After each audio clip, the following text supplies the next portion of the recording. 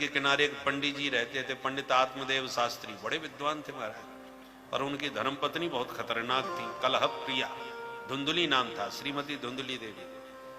पर निर्वाह कर रहे थे अपना, बेचारे ब्राह्मण विद्वान समझदार थे इसलिए, पर दुर्भाग्य से कोई संतान नहीं हुई तो गृहम त्यक्त्वा वनंगता, जंगल में भाग गए पंडित जी दुखी होकर के। जब संतान नहीं है तो घर में रह के क्या करें, इससे तो मर जाना अच्छा। आत्महत्या करने गए।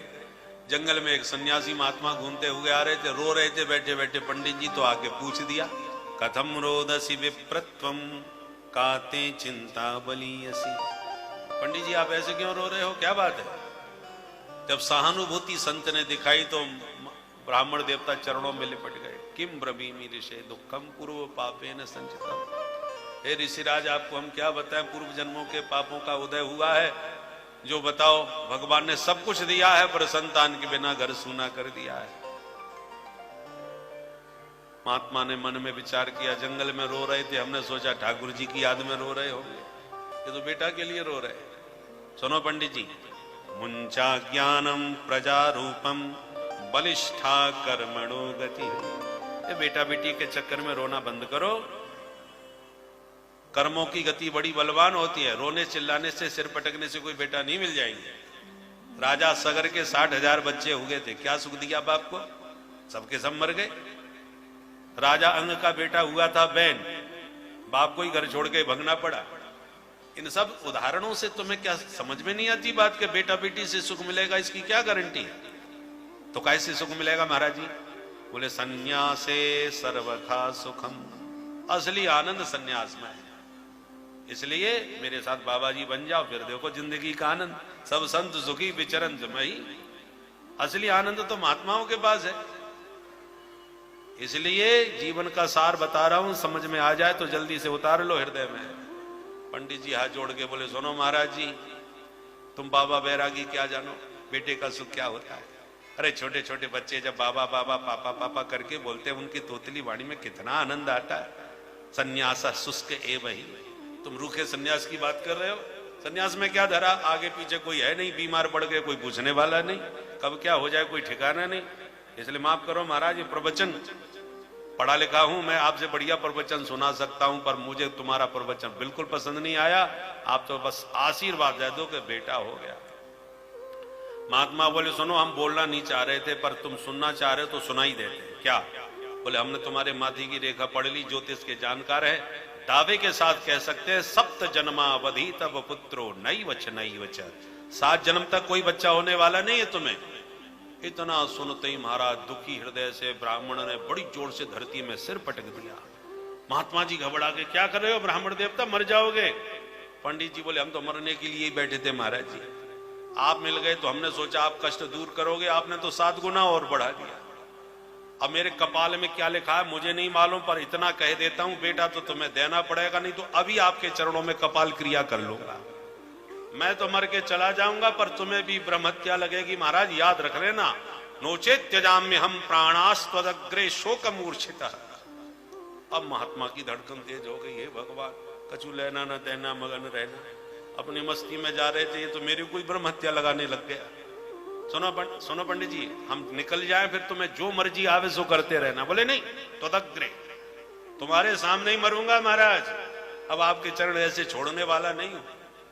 महात्मा समझ गए, एक बार तो खोपड़ी फोड़ चुका है, ये मर भी सकता है भाई, इसका कोई ठिकाना नहीं, और मर गया तो बड़ा गड़बड़ हो जाएगा। तो बगल में से तुरंत एक फल निकाल करके पकड़ा दिया, जाओ जाओ मरो मत, इदम भक्ष्य पत्न्या त्वं ततः पुत्रो भविष्यति, ये फल अपनी धर्म पत्नी को खिला देना, मेरा आशीर्वाद है, गारंटी से बेटा ही होगा।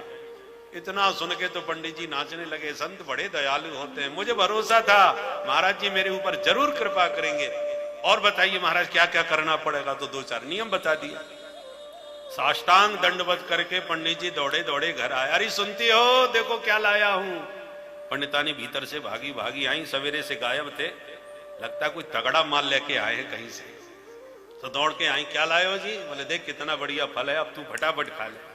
पंडितानी ने सिर पकड़ा, भगवान कितनी जोर से गला फाड़ के बुला रहे थे, जैसे 9 लखा हार लाए। क्या मैंने फल नहीं खाया जो एक फल मुझे दिखा रहे? पंडित जी बोले, बाबरी ऐसा वैसा फल नहीं है, इसको खाएगी तो निश्चय गारंटी से बेटा होगा। साधारण फल थोड़ी है, श्री बागेश्वर धाम से लेके आया हूं। बोलो राधे राधे। राधे राधे। सिद्ध महात्मा ने दिया है भाई, गारंटी से बेटा होगा। अच्छा, पर पंडितानी का तो विचार ही विचित्र था। मुझे तो लगता है किसी बाबा जी से जादू टोना करवा रहे मेरे ऊपर। ऐसे नहीं खाऊंगी, सोच समझ के खाऊंगी, मना करूंगी तो जबरदस्ती खिला देंगे। तो बोले ठीक है, अपना काम करो, मैं नहा धो के पूजा पाठ करके भोग लगा के तब खाऊंगी, ताकि बच्चा हमारा अच्छा हो। पंडित जी को भी समझ में आ गई बात। देवियों को समझाना बहुत बढ़िया आता है। पंडित जी को बात समझ में आ गई तो फल दे करके इधर उधर हो गए। अब देवी जी फल लेके बैठ गई, हे भगवान खाऊं कि ना खाऊं। पड़ोसिन आई, क्या कर रही है बहन? तो पूरी कहानी उसको सुनाई और बोली अच्छा तू बता मुझे ये फल खाना चाहिए कि नहीं। पड़ोसिन बोली इसमें पूछने की क्या बात है, अरे तेरे भाग्य खुल गए, इतने बड़े सिद्ध महात्मा का फल तुझे आशीर्वाद में मिला है और तू सोच रही है खाऊं कि ना खाऊं। धुंधली बोली बिना सोचे मैं कोई काम नहीं करती, मैं सोच रही हूं कि फल खाने से कहीं सचमुच में गर्भवती हो गई। पड़ोसी ने बोली तब तो महाराज लड्डू बटेंगे, खुशी मनेंगी। बोली खुशी बाद में मनेगी, पर मैंने तो ऐसा सुना है बहन, गर्भवती स्त्री कहीं भाग नहीं सकती। पड़ोसन बोली ये तो बात सही है, भागना तो नहीं चाहिए। बोले बहन ये घर में आग लग गई तो सब भग जाएंगे, मैं कैसे भग पाऊंगी। दैवाद घाटी ब्रजेत ग्रामे पलायत गर्भिणी कथम। अरे बहन ऐसा मत सोच, सब ठीक हो जाएगा, कुछ महीनों की बात है, कुछ नहीं होगा। अच्छा भगवान न करे ऐसा कुछ हो, पर एक बात मैंने और सुनी है। क्या? बोले गर्भवती स्त्री को ज्यादा काम नहीं करना चाहिए। बोले हाँ ये तो सही बात, नहीं करना चाहिए। तू कुछ मत करना, अपनी ननद को बुला लेना, सब संभाल लेगी, कुछ महीनों की बात है।